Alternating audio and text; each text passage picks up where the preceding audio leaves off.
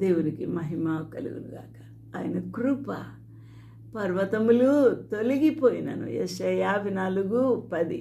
పర్వతములు తొలగిపోయినను, మెట్టలు తత్తరిల్లినను, నా కృప నిన్ను విడిచిపోదు అని దేవుడిచ్చిన వాగ్దానం.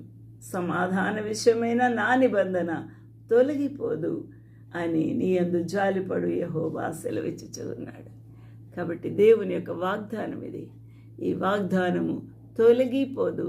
మెట్టలైనా కరిగిపోతాయి, పర్వతాలన్నా తొలగిపోతాయి. దేవునికి మహిమ కలుగునుగాక. ఆ ప్రభువు యొక్క సమాధానము నది వలె సమాధానమును ఆమె యొద్దకు పారచేయుదును. ఆమె అనగా యెరూషలేము వద్దకు.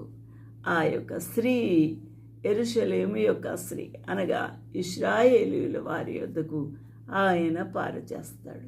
మీరు జనముల ఐశ్వర్యమును అనుభవించినట్లు